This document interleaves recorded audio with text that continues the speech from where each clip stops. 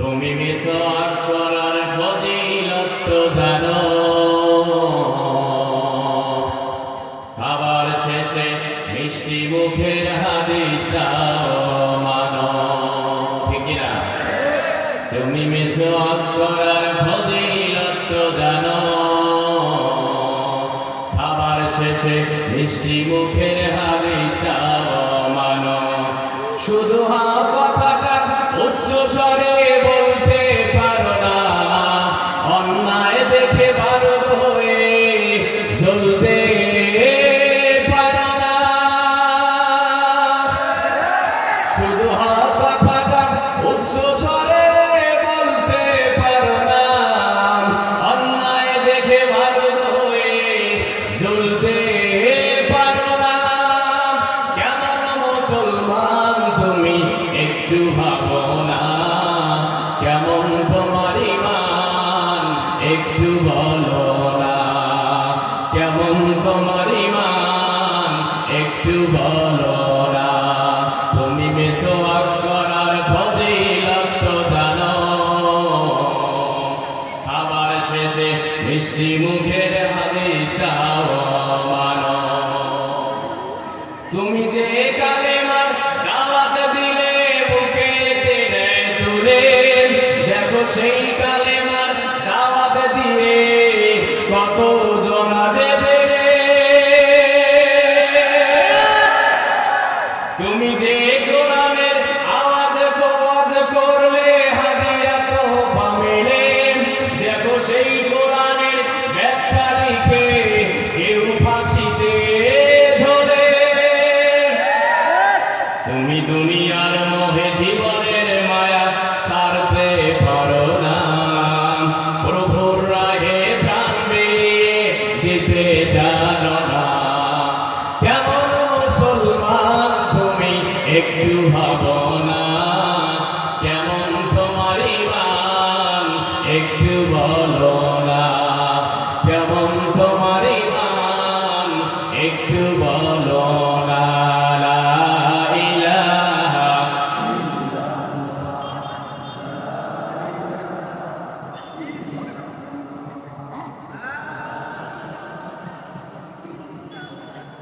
লা ইলাহা ইল্লাল্লাহু মুহাম্মাদুর রাসূলুল্লাহ। সকলে বলি সাল্লাল্লাহু আলাইহি ওয়াসাল্লাম।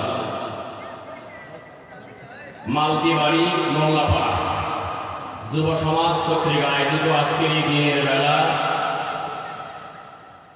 এক ঐতিহাসিক তাফসীরুল কোরআন মাহফিল। আজকের মাহফিলের সুযোগ্য সম্মানিত সভাপতি, বিশিষ্ট শিক্ষাবিদ উস্তাদুল উলামা,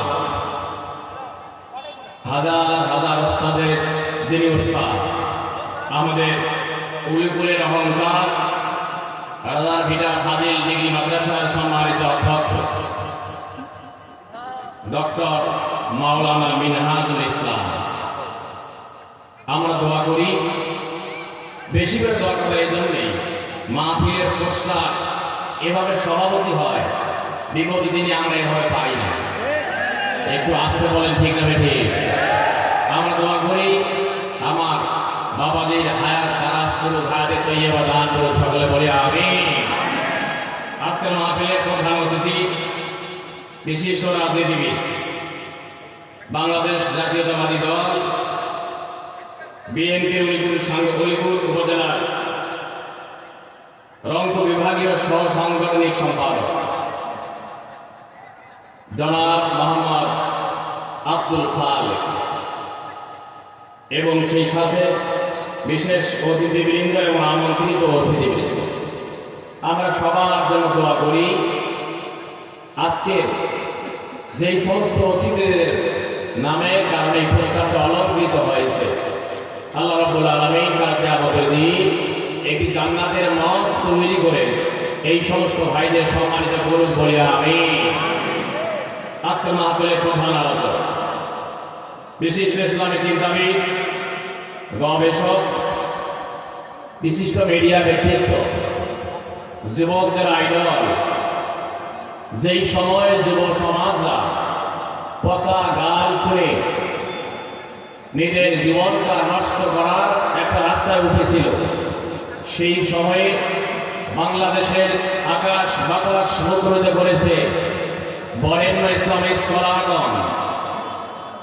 যেই ভাইটির নাম আমাদের উচ্চারণ করতেই হয়, যেই ভাইটির আহ্বান করলে লক্ষ লক্ষ লোকের সমাগম হয়, যেই ভাইটিকে বাংলাদেশে সেভাবে থাকতে দেওয়া হয়নি, ডক্টর মিজানুর রহমান আজহারি। কথা বলে ঠিক ঠিক। যেই সময় যুবকরা কোরআনের আলোচনা শুনে নিজের জীবনটাকে পাল্টে ফেলেছিল, সেই সময় আমাদের সেই আইডল আমির হামদাকে 3টা বছর কারাগারে বন্দী থাকতে হয়েছে। আওয়াজ বলে ঠিক করছে আমি ঠিক। যেই সময়ে যুবক থেকে মোটিভেশন করে, সেই সময়ে আমাদের কাজে ইব্রাহিম, আল্লামা মামুনুল হক, আল্লামা তারিক মানওয়ার এবং আজকের মাহফিলের যেই প্রধান আলোচক আল্লামা আব্দুল্লাহ আল আমিন হাফিজাহুল্লাহ সহ সকলেই ষড়যন্ত্রের শিকার ছিলেন। আজকে বলতে হবে ঠিক বলতে হবে ঠিক। এবার আমার আজকে আমরা দোয়া করি যে আল্লাহ রাব্বুল আলামিন আজকের এই মঞ্চটাকে উন্মুক্ত করে দিয়েছেন। বাংলাদেশের আকাশ বাতাসে এই কোরআনের আলোচনা বিগত দিনে এত হয়েছে আমার জানা নাই, আপনারা বলেন ঠিক না ঠিক। আমরা আজকের এই মেহমানদের জন্য দোয়া করি, বাংলাদেশের সকল কোরআনের পাখিদের জন্য দোয়া করি আল্লাহ রাব্বুল আলামিন তাদের কণ্ঠকে আরো বাড়িয়ে দিক, আরো গবেষণা বেশি করে করার তৌফিক দান করে বলে আমিন। মঞ্চে বসা আছেন জাতির শ্রেষ্ঠ সন্তান হযরত উলামায়ে কেরাম, জাতির রাহবার, আমার সামনে বসা দিনদার পরহেজগার তৌহিদি মুসলিম জনতা, পর্দার আদলে বসা আমার পরম শ্রদ্ধেয়া মা ও ভগ্নীগণ, আমরা সর্বপ্রথম আল্লাহ তাআলার দরবারে শুকরিয়া আদায় করব যে মহান নবী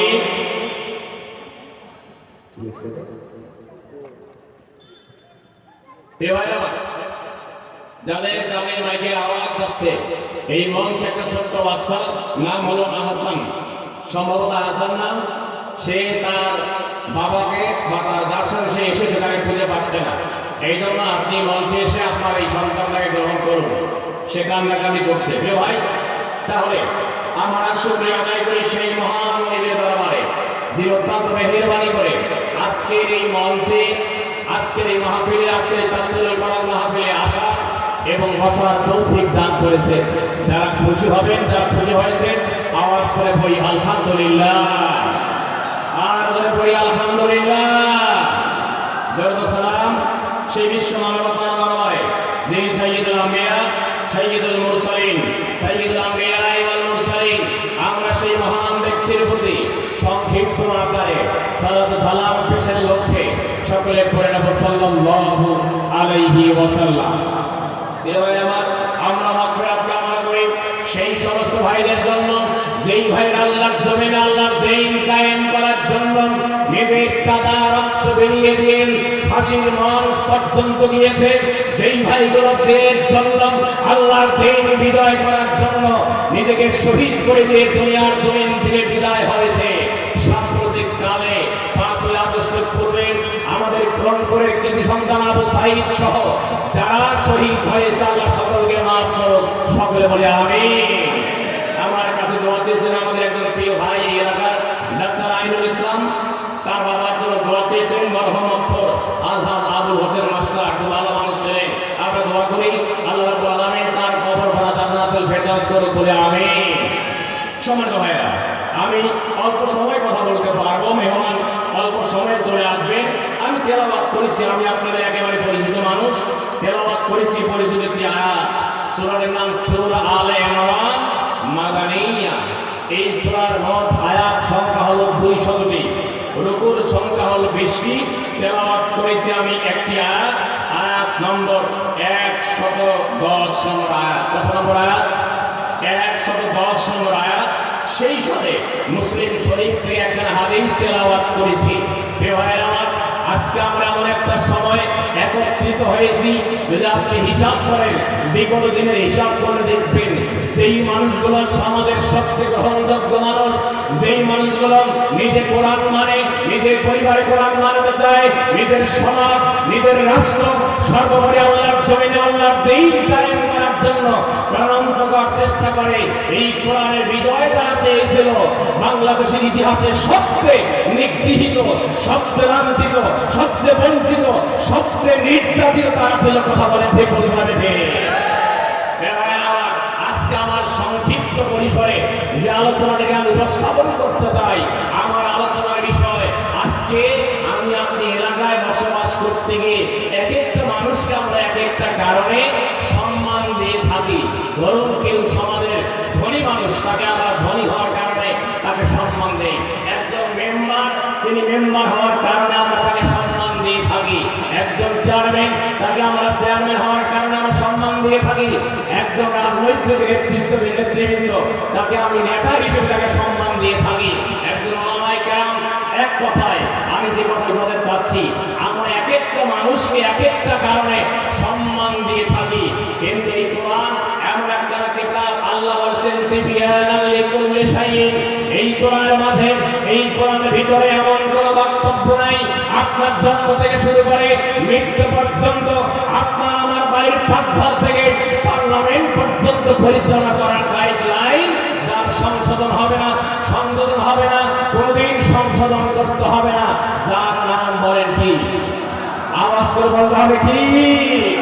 বাংলাদেশে আজকে 90% মুসলমান অনেক দেখেছে, স্বাধীনতার পর থেকে অনেক জনকে ক্ষমতায় দেখেছে। এখন বাংলাদেশের জনগণ দেখতে চায় কিভাবে কোরআন দ্বারা দেশ শাসিত হয়। আওয়াজ করে বলতে ঠিক বলতে হবে ঠিক। এই কোরআন আওয়ামী লীগের নয়, এই কোরআন বিএনপি নয়, এই কোরআন জামাত ইসলামের নয়, এই কোরআন পীর মাশায়েখদের জন্য নয়, এই কোরআন শুধুমাত্র মুসলমানদের জন্য নয়। এই কোরআন নাযিল করেছেন আল্লাহ, তিনি নিজেই বলেছেন হুদাল লিন্নাস। এই কোরআন সকল মানুষের জন্য হেদায়েতের আলোক পত্রিকা। চিৎকার আল্লাহু আকবার। ভাইরা আমার, আল্লাহ রাব্বুল আলামিন এই কোরআনে এমন কোন বিষয় নাই, এমন কোন আলোচনা নাই, পর্যালোচনা নাই তো আল্লাহ তাআলা করে নাই।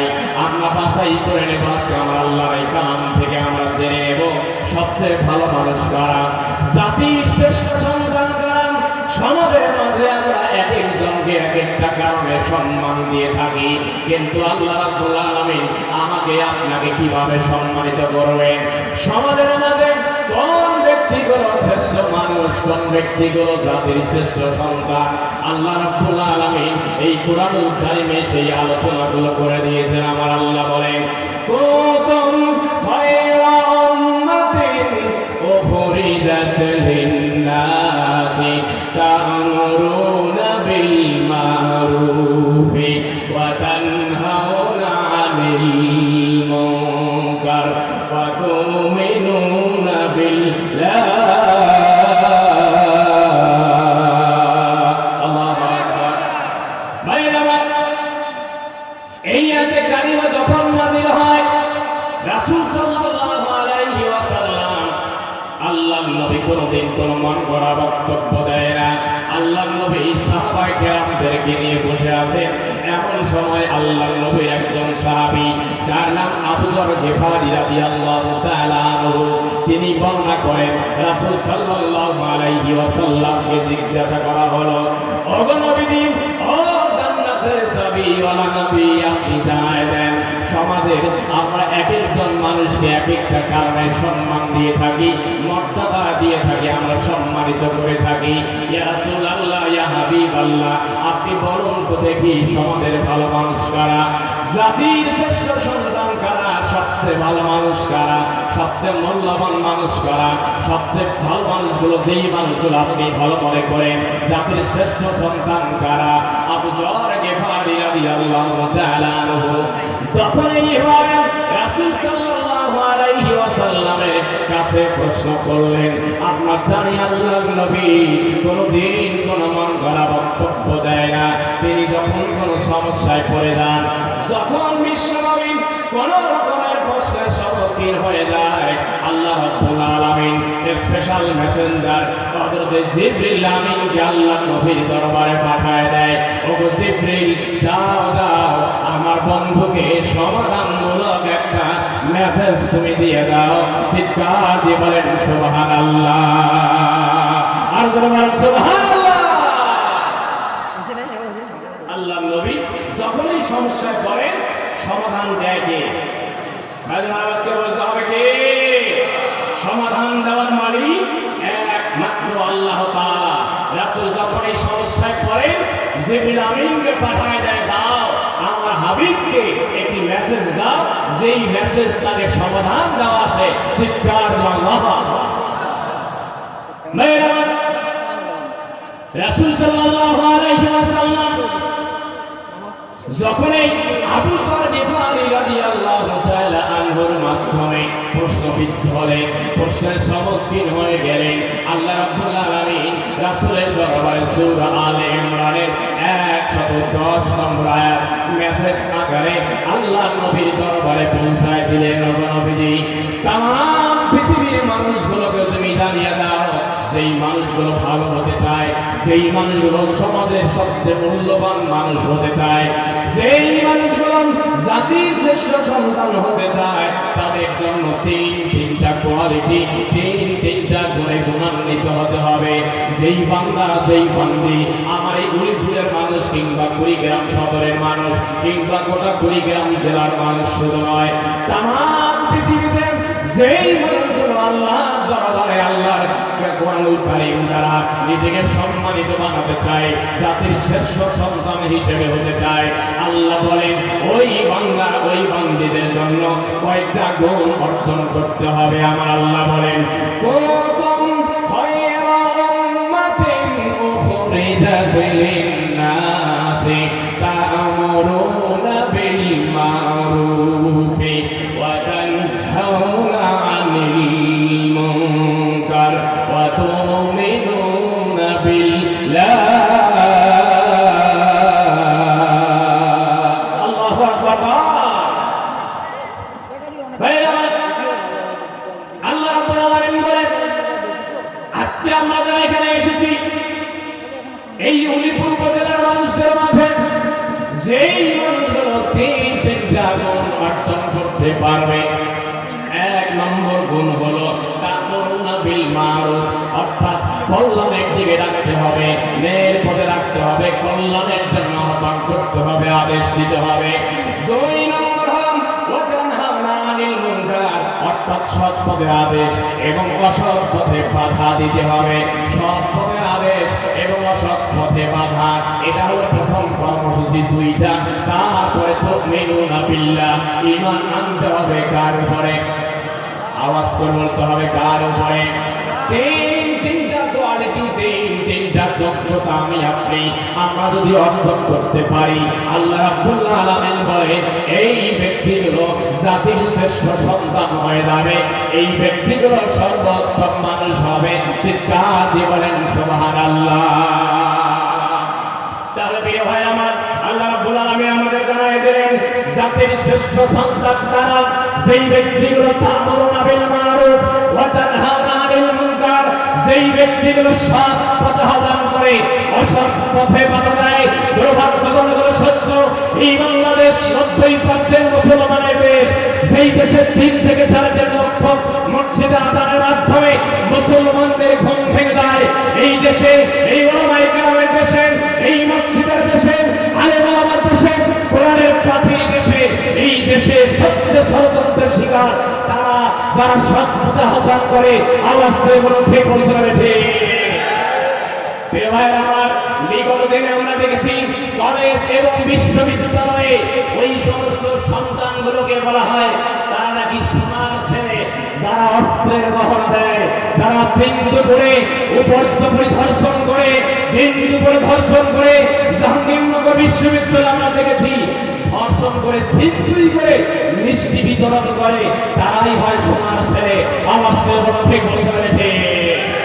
প্রিয় ভাইয়েরা আমার, কেমন সোনার ছেলে আমরা দেখেছি এই 5ই আগস্টের পরে ওই কলেজ বিশ্ববিদ্যালয়গুলোতে। আমরা এমন দেখেছি যেগুলো 15 বছর মিডিয়ার মাধ্যমে আমরা দেখতে দেখেছি হেলমেটের মহড়া, দেখেছি অস্ত্রের মহড়া।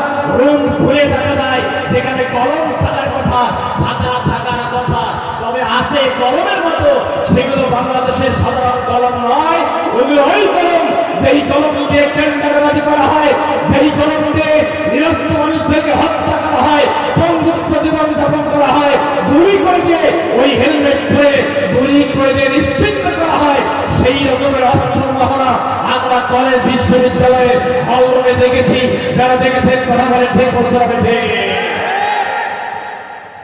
প্রিয় ভাইরা আমার, এখন সময় এসেছে আমাদের ঐক্যবদ্ধ হওয়ার। কথা বলেন ঠিক কিনা? জাতি সব দেখেছে, পেপার পত্রিকা খুললে আমরা দেখেছিলাম আমাদের বাংলাদেশ নাকি উন্নয়নশীল দেশ, আমাদের দেশ মধ্যমায়ের দেশ, আমাদের দেশ সোনার দেশ।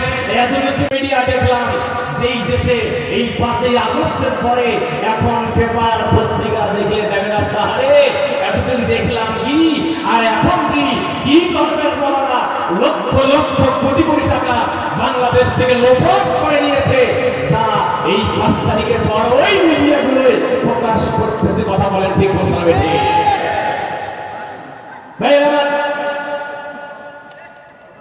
তাহলে আমরা জাতির শ্রেষ্ঠ সন্তান হতে চাই।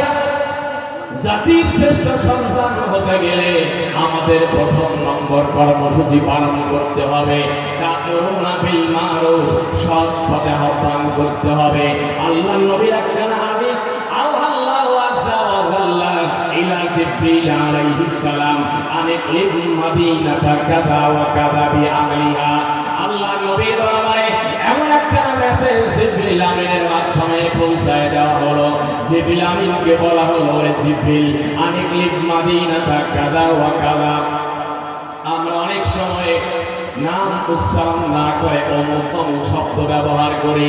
আমি যাকে বলতেছি অমুক, তিনি কিন্তু নামটা বুঝে ফেলেছেন। কেন বলতেছি না? গোপনীয়তা রক্ষা করার জন্য। আল্লাহ রাব্বুল আলামিন জিবরিল আমিনের কাছে মেসেজ পাঠালেন, আনিকলিব মাদিনাতা কাযা ওয়া কাযা। ও জিবরিল, অমুক অমুক এলাকা তুমি উলটপালট করে দাও, ধ্বংস করে দাও, নিশ্চিহ্ন করে দাও। রাসূল সাল্লাল্লাহু আলাইহি ওয়াসাল্লামের হাদিসটা লম্বা হয়ে গেল। জিবরিল আমিন বলছেন, ইয়া রাব্বি ইন্না ফীহিম আবদিকা ফুলানান লাম ইয়াসিকা তারফাতা আইন। ও আল্লাহ, আপনি যেই এলাকা নিশ্চিহ্ন করে দিতে বলছেন, যেই এলাকা উলটপালট করতে বলতেছেন, ওগো আল্লাহ, ওই এলাকায় এমন কিছু মানুষ রয়েছে, সেই মানুষগুলো আল্লাহর রেজামন্দি হাসিল করার জন্য দিন এবং রাত্রে শুধুমাত্র সব সময় তোমার রেজামন্দি হাসিল করতে চেষ্টা করতে থাকে। তাদের চক্ষুরা সব সময় অবনমিত থাকে তোমার ভয়ে। ও আল্লাহ, এই বান্দিগুলো ওই এলাকাতে আছে, যেই এলাকা আপনি উলটপালট করে দিতে বলতেছেন। ওগো আল্লাহ, আপনি উলটপালট করতে বললেন, কোনো আপত্তি নাই, কিন্তু সেই মানুষরা আপনার রেজামন্দি হাসিল করার জন্য, আপনার গোলামি করার জন্য, আপনার জন্য ব্যস্ত, মহাব্যস্ত থাকে। যদি আমি উলটপালট করে দেই, তাহলে তাকেও তো ধ্বংস করা হচ্ছে। আল্লাহ রাব্বুল আলামিন জিবরিল আমিনকে জানায় দেন, জিবরিল আতরিব আলাইহি ওয়া আলাইহিম ফাইন্না ওয়াজহাউ লাম ইয়াতামারা ফি আসাদান কাত্তুন। রাওয়াহুল বাইহাকি। আল্লাহ হাবিবের হাদিসে এইভাবে বর্ণিত হয়েছে। আল্লাহ রাব্বুল আলামিন জিবরিল আমিনকে বলে দেন, ওরে জিবরিল, তুমি তাকেও ধ্বংস করে দাও। যেই মানুষটি আমার রেজামন্দি হাসিল করে, আমার আনুগত্য থাকে, আমার গোলামি করে, তুমি তাকেও উলটপালট করে দাও এবং ওই নাফরমানদেরকে তুমি উলটপালট করে দাও। কারণ ওই বান্দা দেখেছে অন্যায়, সমাজে অসংখ্য অন্যায় দেখেছে। যেই সমাজের মানুষগুলো অন্যায় অবিচার করতে করতে নিজের পরিবেশটাকে নষ্ট করে দিয়েছে, তারা এত বেশি অন্যায় করেছে যে অন্যায় করার কারণে তারা কোনোদিন দেখার পরে বাধাগ্রস্ত করে নাই, অন্যায় দেখার পর তারা কোনোদিন বাধা দেয় নাই, এমনকি তার চেহারার মাঝে কোনো ছাপ পরিলক্ষিত হয় নাই। সুতরাং সে ঘৃণা করে নাই, সে প্রতিবাদ করে নাই, সে কোনো চেষ্টা চালায় নাই।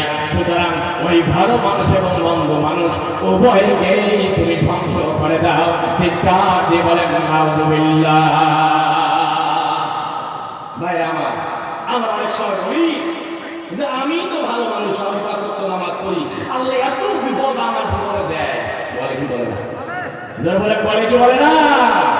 ভাই আমার বিপদ যখন আসে এটা আল্লাহর সিদ্ধান্ত। অনেকে আছে যে বাবা বর্তমান জামানা ভালো না, এটা কায়দা করে চলো, জান বাঁচানো খরচ এত সহজ না। যেই আল্লাহ জান দিয়েছেন সেই আল্লাহ আপনার হায়াত এবং মৌতের মালিক। মনে রাখতে হবে জান বাঁচা আপনি খরচ মনে করে জায়গা মতো জান দেওয়া। কথা বলেন ঠিক কিনা? কারণ জান দেওয়ার মালিক কে? আর বলতে হবে কে?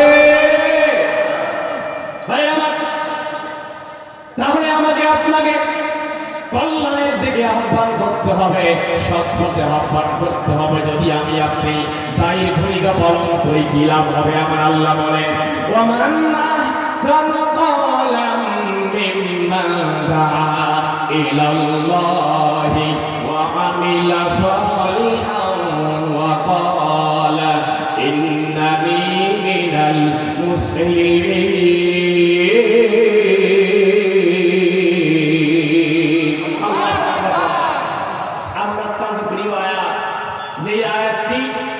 না বললে শান্তি পাই না। ওয়ামান আহসানু ক্বালাম মিম্মান দাআ ইলাল্লাহ, তার চেয়ে উত্তম কোন কথা হতে পারে না যেই মানুষগুলো দাআ ইলাল্লাহ, আল্লাহর দিকে ডাকে। কোরআন কথা, কোরআনের দিকে ডাকে। কথা বলেন ঠিক কিনা? যেই মানুষগুলো কোরআনের দিকে ডাকে, আল্লাহর দিকে ডাকে। ওয়ামান আহসানু ক্বালাম মিম্মান দাআ ইলাল্লাহ ওয়া আমিলা সালিহান, এবং নেক কাজ করে। এই দুই রকমের কাজ করা মানুষ মুসলমান না মুসলমান? ভাইজান খবরটা বলে বলতে হবে মুসলমান না মুসলমান? এরা মুসলমান, কিন্তু তারপরেও আল্লাহ কেন বললেন ওয়া ক্বালা ইন্নানি মিনাল মুসলিমিন? বলে আমি একজন মুসলমান। এই কথা বলবার পিছনে কারণ হলো আদম আলাইহিস সালাম থেকে শুরু করে আমার আপনার নবী পর্যন্ত দুইজন নবী, আদম আলাইহিস সালাম আদি পিতা আর নবী সুলাইমান আলাইহিস সালাম, এই দুইজন নবী ছাড়া এমন কোন নবী নেই, এমন কোন সাহাবায়ে কেরাম নেই যারা দিনের দাওয়াত দিতে গিয়ে বাধাগ্রস্ত হয় নাই, বাধাপ্রাপ্ত হয় নাই। অর্থাৎ এই আয়াত প্রমাণ করে দেয় আপনার হকের দাওয়াত হলে বাতিলদের কাছ থেকে বাধা আসবে, এটা নতুন কিছু নয়। কথা বলে ঠিক কিনা? যদি আপনার দিনের দাওয়াত বাতিলদের কাছ থেকে বাধাগ্রস্ত না হয় তাহলে বুঝে নিতে হবে এই দাওয়াত নবীর তরিকায় নয়, এই দাওয়াত সাহাবা ইসমাইলদের তরিকায় নয়, এই দাওয়াত তাবে তামিলদের তরিকায় নয়, এই দাওয়াত আব্দুল্লাহ ইবনে উবাই ইবনে সুলুলের তরিকায়। আওয়াজ করে বলুন ঠিক বলছে না ঠিক? কে হয় আমার আজকে মাহফিলের প্রধান অতিথি, বিশিষ্ট রাজনীতিবিদ, আমাদের উপজেলার কৃতি সন্তান, বাংলাদেশ জাতীয়তাবাদী দল বিএনপি রংপুর বিভাগীয় সহ সাংগঠনিক সম্পাদক জনাব মোহাম্মদ আব্দুল খালেক ভাই চলে আসছেন। মানব লিল্লাহি তাকবীর, আর বলে লিল্লাহি তাকবীর। ভাইরা রাসূল সাল্লাল্লাহু আলাইহি ওয়াসাল্লাম বর্ণনা করেন যেই মানুষগুলো আল্লাহর দিকে আহ্বান করবে, সেই মানুষগুলো দাআ ইলাল্লাহ, আল্লাহর দিকে ডাকবে। মান দাআ ইলা হুদান কানা লাহু মিনাল আজরি মিসলু উজুরিহিম তাবাহু লা ইয়ানকুসু যালিকা মিন উজুরিহিম। আল্লাহর নবী জনাব মুহাম্মদুর রাসূল সাল্লাল্লাহু আলাইহি ওয়াসাল্লাম হাদিস কারা বর্ণনা করেন, আমরা যে বাধা যেই জায়গা থেকে তাই ভূমিকা পালন করছি, আমরা যারা দাওয়াতি কাজ করি, দাওয়াত যিনি দিচ্ছেন তার ব্যাপারে হাদিসটা শুনে রাখুন। যেই ব্যক্তি বলেন দাওয়াত দিচ্ছি আমরা, তার ব্যাপারে আল্লাহ নবীদের 1000 বছর আগে হাদিস বর্ণনা করেছেন। আমি সিরাজুল ইসলাম ফারুকী দাওয়াতি কাজ করব, আপনি করবেন।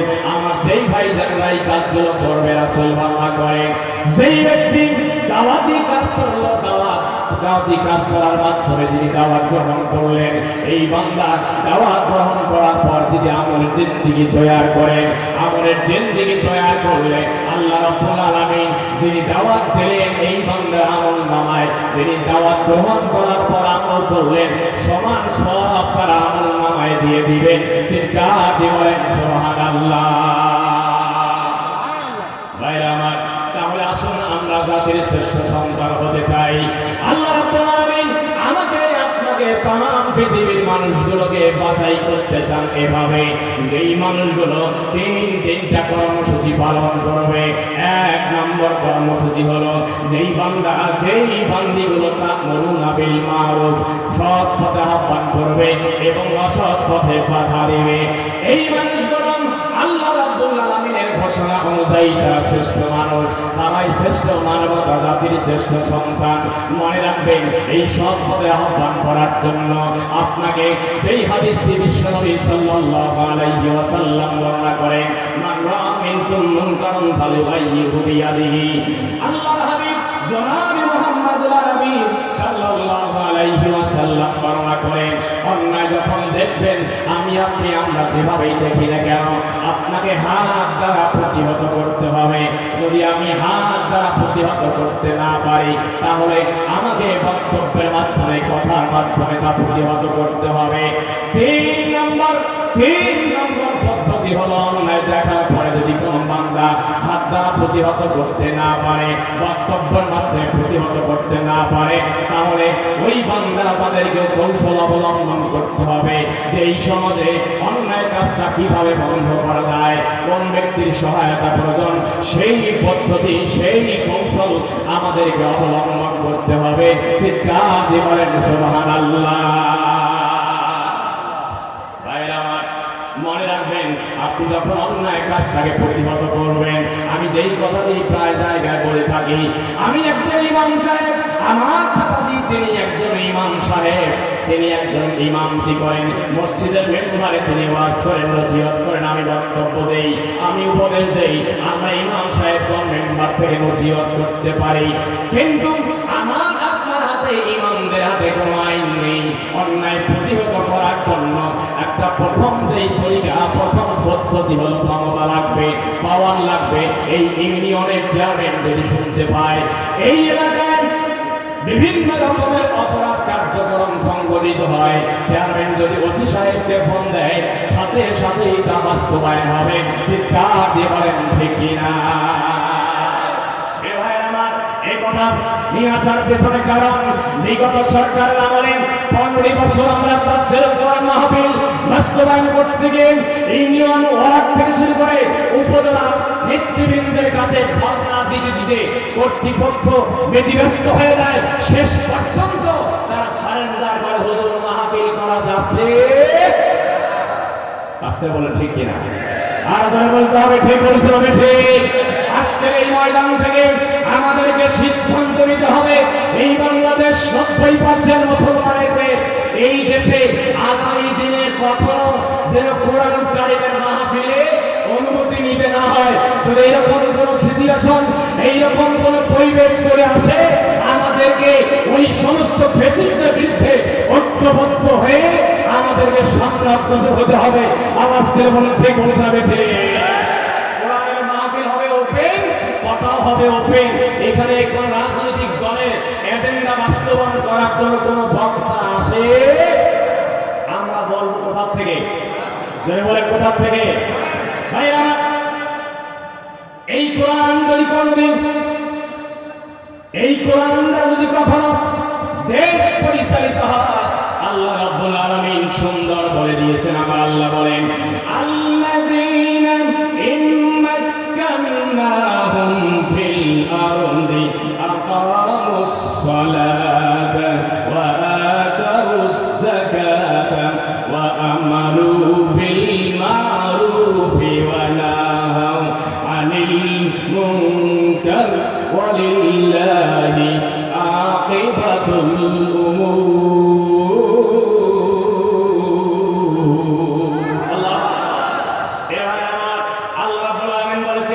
যদি কখনো এই কোরআনরা দেশ পরিচালিত হয়, ওই সরকারের সর্বপ্রথম 4-5টা বিল উপস্থাপন করতে হবে। ধরে বলেন কয়টা? একটু আসতে বলেন কয়টা? 4টা বিল বাস্তবায়ন করতে হবে।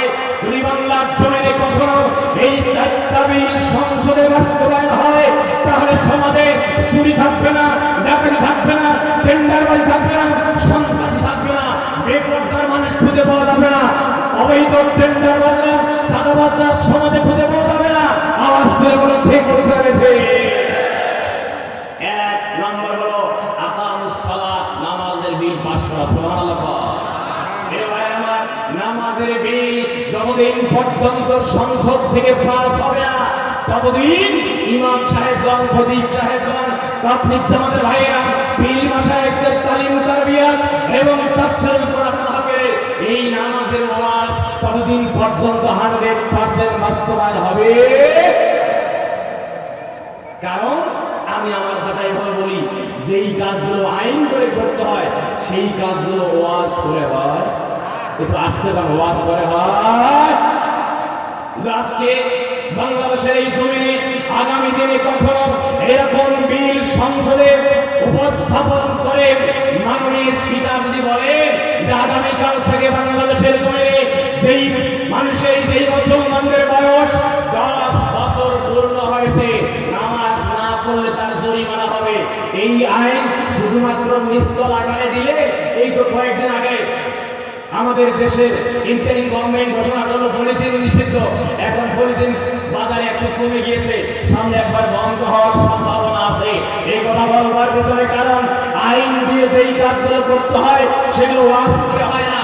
বাংলাদেশের জমিনে আগামী দিনে যদি কখনো এরকম নামাজের বিল পাস হয়, আমার বিশ্বাস বাংলাদেশের কোন মসজিদে আর নামাজের ওয়াজ করতে হবে না।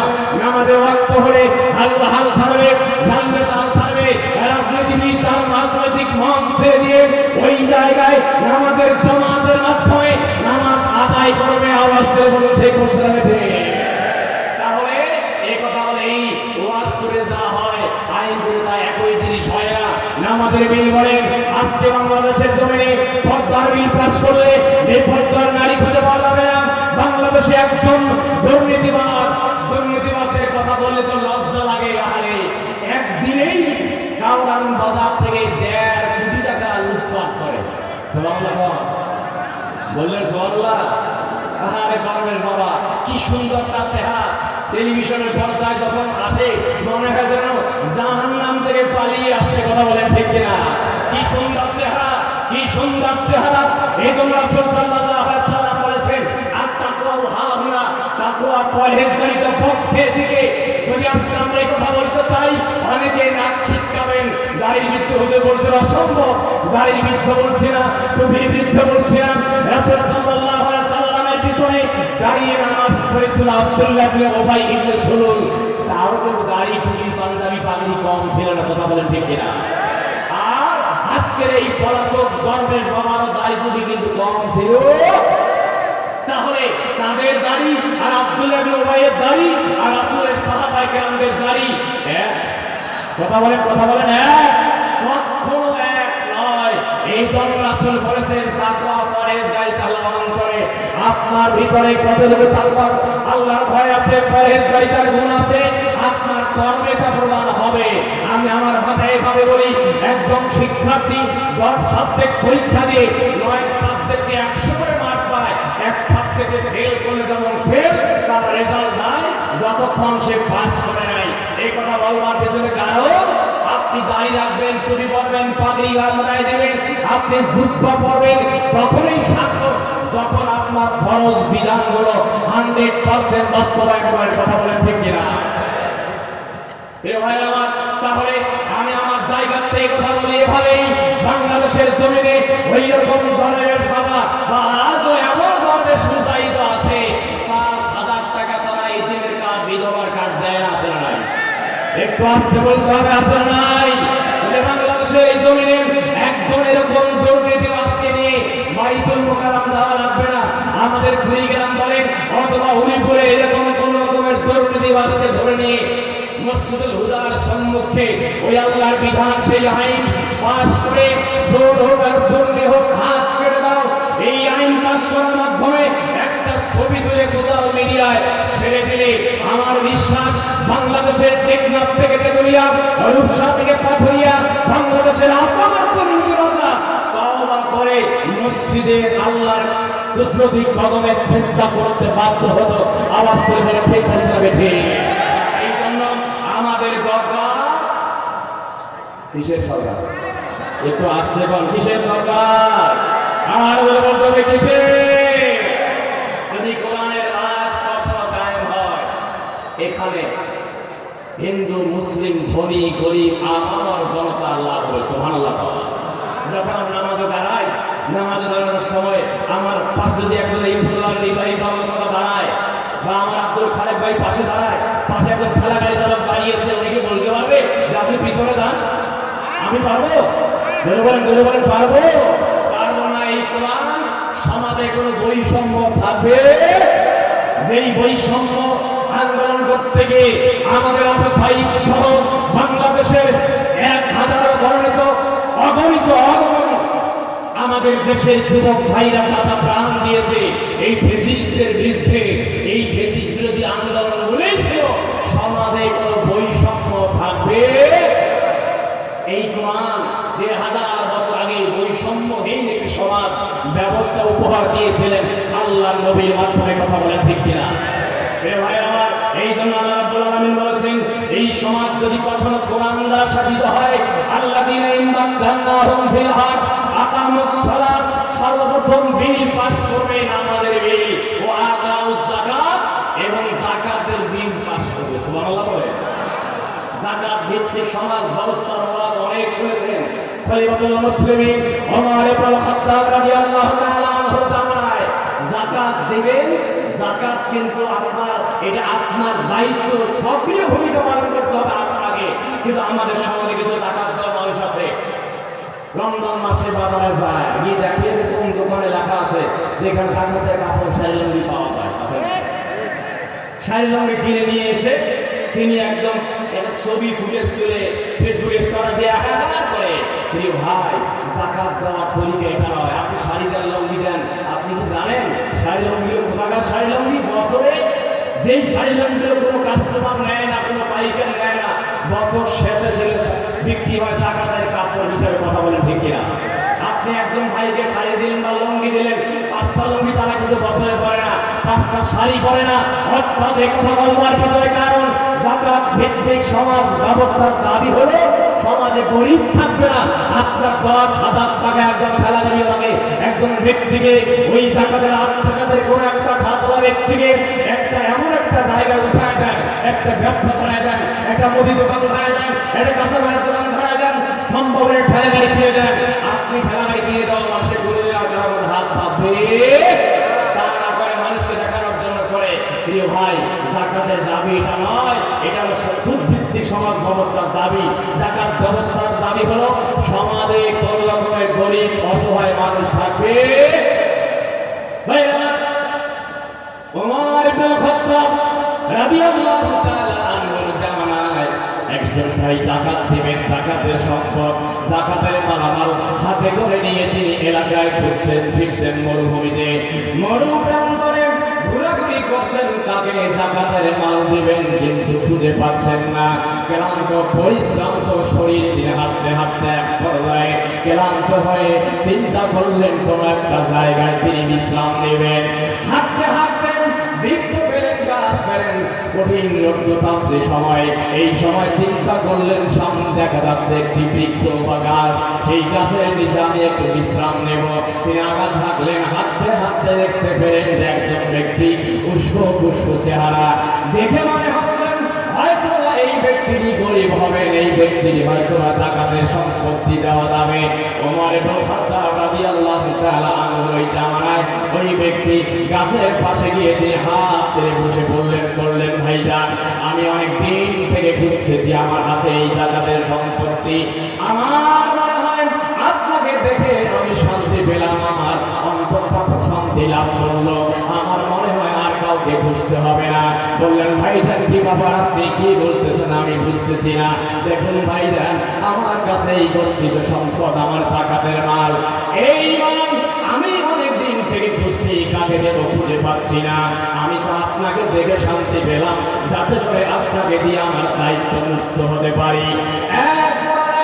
ওই ব্যক্তিটা দিয়ে বললেন ভাইজান, আপনি হয়তো শুনতে পারেননি, এই যে আমার পাশে যে প্যাকেটটা রয়েছে, ব্যাগটা রয়েছে, আপনি দেখেন আমি অনেক দিন থেকে খুঁজছি, কাকে যাকাতের মাল দেব আমি খুঁজে পাচ্ছি না। চিৎকার দিয়ে বলেন সুবহানাল্লাহ।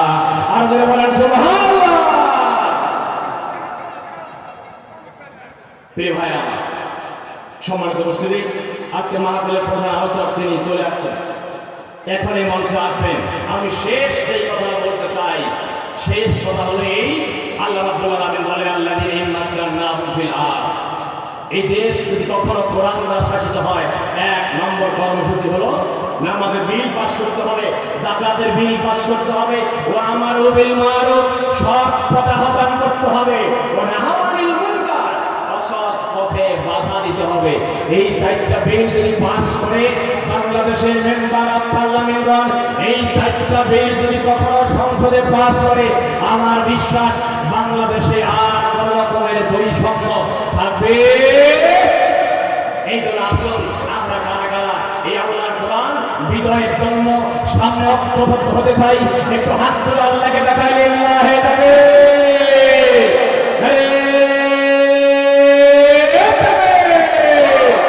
নারায়ে তাকবীর, আল কোরআনের আলো, কোরআন নাই যেখানে, সুদ ঘুষ যেখানে,